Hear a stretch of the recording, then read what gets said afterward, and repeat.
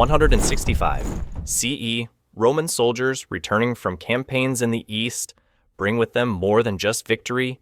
They unleash a deadly epidemic that will ravage the empire for nearly 2 decades. Known as the Antonine Plague, it spreads quickly through military encampments and densely populated urban centers, killing indiscriminately. Most historians believe the disease was smallpox, though ancient sources could only describe its horrific symptoms: fever skin eruptions and unrelenting mortality. The virus infiltrates every province of Rome's vast territory, from Gaul to Egypt, crippling the movement of troops and goods. For a society built on conquest and expansion, the unseen enemy proves far more destabilizing than any rival army. The plague ultimately claims the life of co-emperor Lucius Verus in 169 CE, marking a symbolic blow to imperial leadership.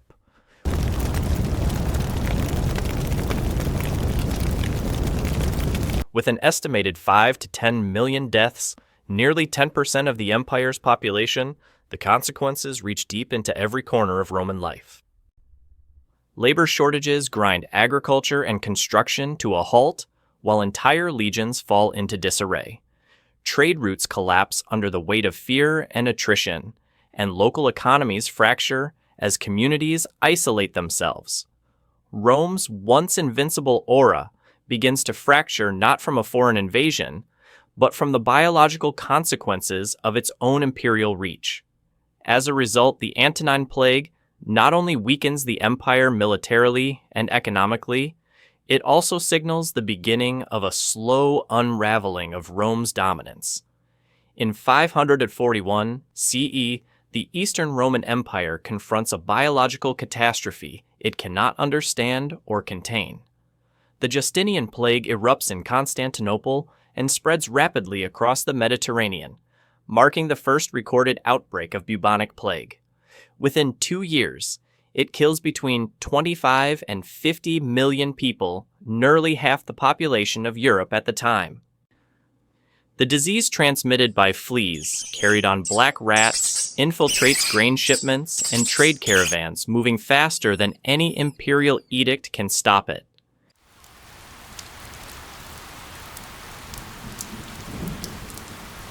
Emperor Justinian III, the architect of a renewed Roman dominion, contracts the illness but survives, though his administration never fully recovers.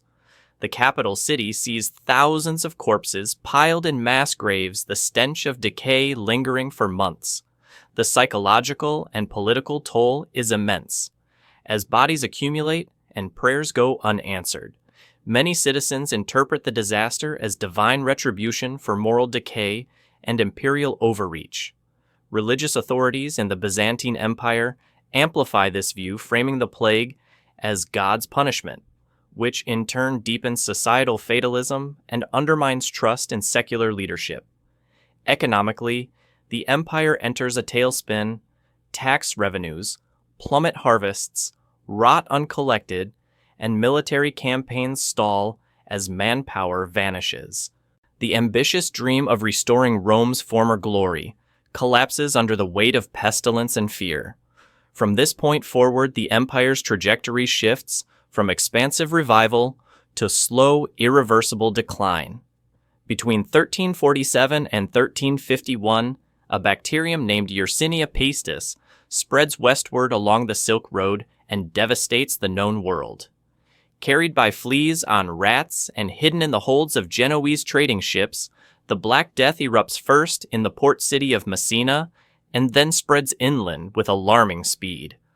Within 4 years, it kills an estimated 75 to 200 million people across Europe, North Africa, and parts of Asia, wiping out nearly 1/3 of the European population.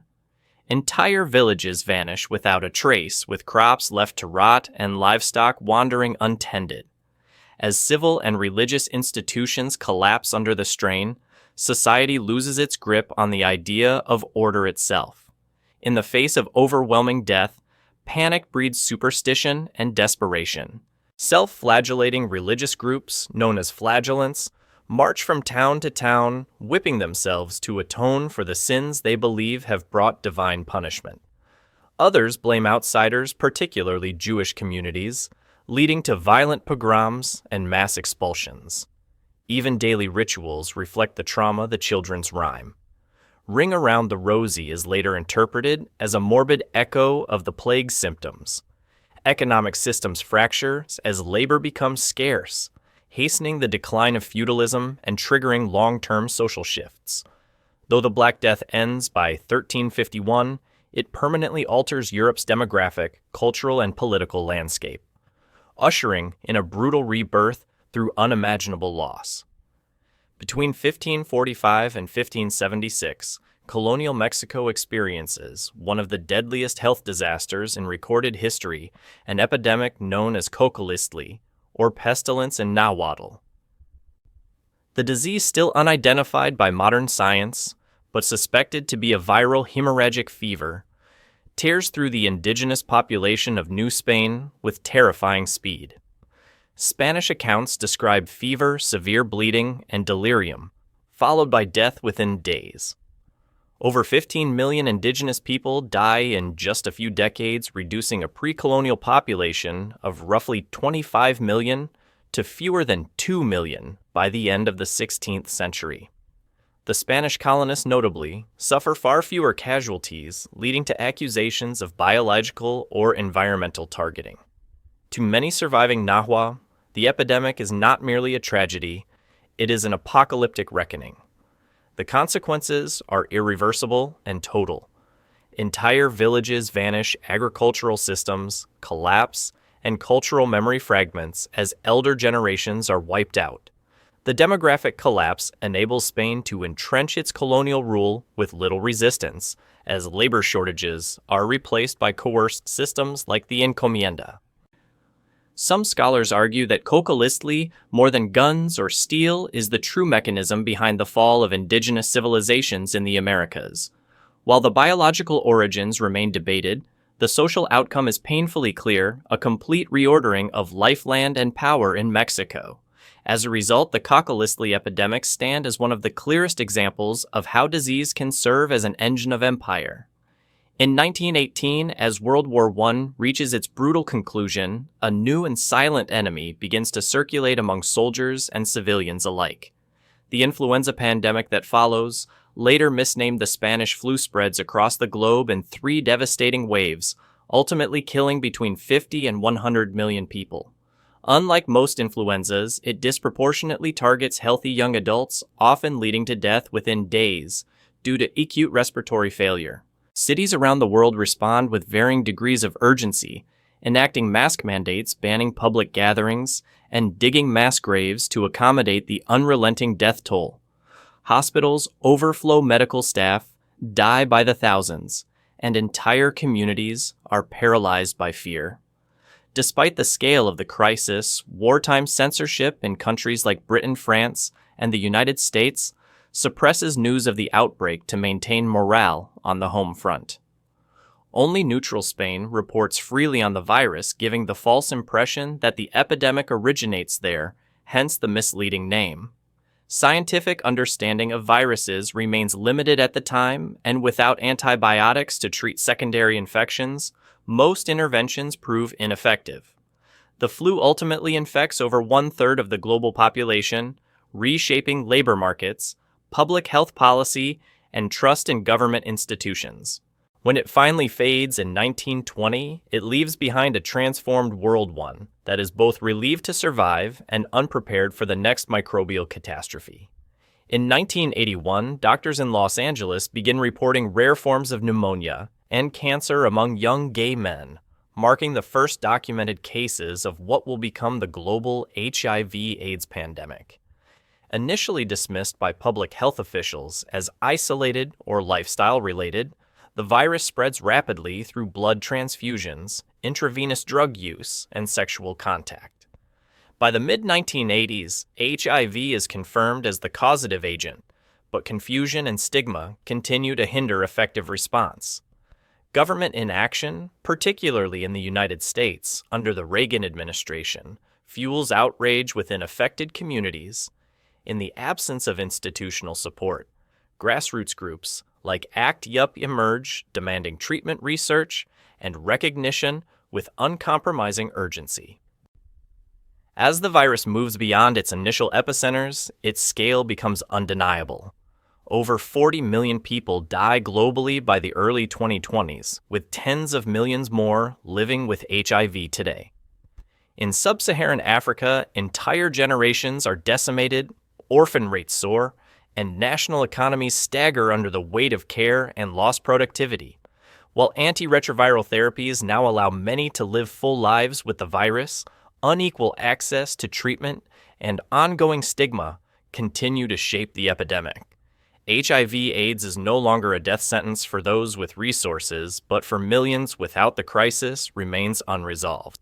The pandemic's legacy is one of scientific progress shadowed by political neglect, social prejudice, and persistent global disparity.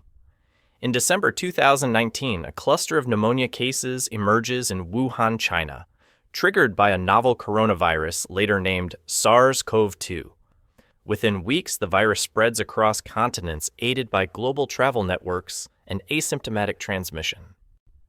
By March 2020, the World Health Organization declares a global pandemic as cases surge in Europe, the United States, and beyond. Governments impose lockdowns, cancel flights, close schools, and seal borders measures unseen in living memory. Hospitals in major cities become overwhelmed, ventilators run short, and medical staff collapse under the strain. The world, connected more than ever before, finds itself paralyzed by an invisible invader. As of 2025, COVID-19 has infected over 700 million people and killed more than 7 million, though many believe the true toll is higher. Vaccines arrive in record time, a scientific achievement unmatched in modern history, yet global distribution proves deeply unequal. Wealthier nations secure early doses while low-income countries wait months or years, highlighting stark divides in healthcare access. Meanwhile, misinformation spreads almost as fast as the virus itself, fueled by political agendas, conspiracy theories, and social media echo chambers. Mask mandates and vaccination campaigns spark fierce cultural and ideological battles, especially in the United States. Even science becomes a battlefield, weaponized by those seeking control, deflection, or denial. COVID-19 does not rewrite history in a single event, but it fractures it into a before and after. It exposes the fragility of health systems, the limits of government competence, and the volatility of public trust. Despite its biological origins, the pandemic becomes as much a social and political crisis as a medical one. In the aftermath, nations rush to rebuild, but the scars, psychological, economic, and political, remain raw. And as the world reopens, it must confront an unsettling truth. This may not be the last pandemic in our lifetime. History has shown us that disease can change the course of nations, collapse empires, and reshape how we live, think, and survive. From the Black Death to modern-day outbreaks, each pandemic left scars, but also lessons. In understanding the past, we're better prepared for the future. If you found this journey through history insightful, consider subscribing. There's so much more to uncover together.